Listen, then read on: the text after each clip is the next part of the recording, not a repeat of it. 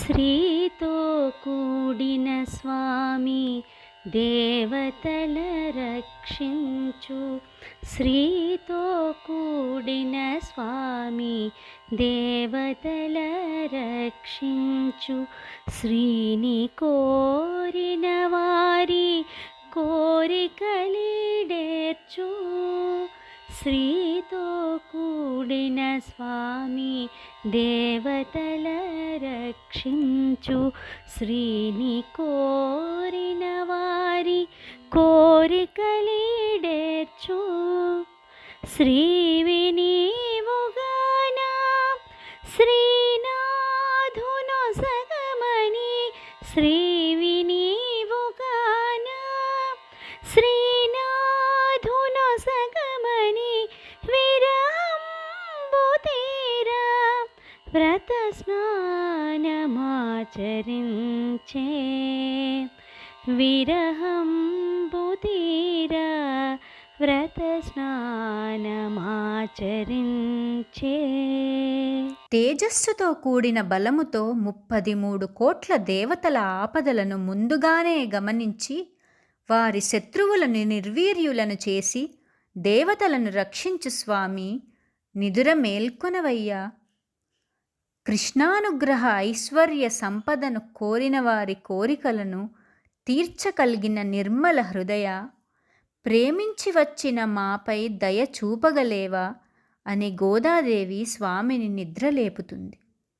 ఓ నీలాదేవి, నీవు స్వామి అనుభవ స్నానము చేసి ఐశ్వర్యదాయినివై ప్రకాశిస్తున్నావు.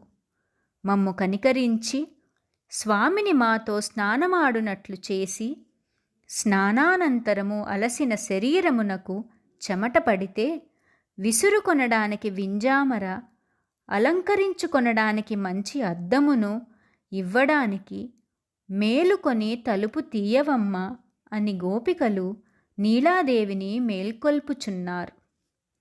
33 కోట్ల దేవతలను అనుగ్రహించిన ఓ స్వామి, మమ్ము కనికరింపలేవా? మేము అల్ప సంఖ్యలో వచ్చామని చిన్నచూపా? లేక నీ శక్తికి ఎక్కువ మంది ఉంటేగాని కాపాడరాదనే నియమమా? మరణము లేకున్నను ఆపదలలో తప్ప శరణు కోరని వారు దేవతలు మరణమున్నను నీ చరణములే శరణములని కీర్తించువారము మేము. ఇంద్రాది దేవతల స్వర్గ సుఖాలు తొలగినప్పుడు నీవే వెళ్ళి వారికి అన్నీ సమకూర్చావు. కానీ మేమే నీ సేవకు నీ వద్దకు వచ్చామే, దయచూపగలేవా? మాకు రాజ్యాలు వద్దు, నీవు మా కొరకు యుద్ధాలు చేయవలదు. మేము కోరేదల్లా నీవు మేల్కొంటే ఆ సౌందర్యానుభవ స్నానము చేయాలని, నీ చల్లని చూపులు మాపై ప్రసరించాలని, నీ మృదు మధుర వాక్కులను వినాలని, నీకు ఎలాంటి దృష్టిదోషములు కలుగకుండా మంగళ గీతికలు పాడాలని, తేజోమయమైన దివ్య మంగళ దర్శనము కోరుతున్నాము. కనికరింపలేవా? అమ్మను కీర్తింపలేదని అలిగావా స్వామి? అమ్మకు కోపం లేదు, అమ్మ నీతోనే ఉన్నది గదా. శ్రీతో కూడిన శ్రీకృష్ణుడా, మాపై నీ అనుగ్రహం కురిపించు. నీలాదేవిని మేల్కొలుపుతూ, అమ్మా, నీవు పరిపూర్ణమైన అమ్మవు గదా.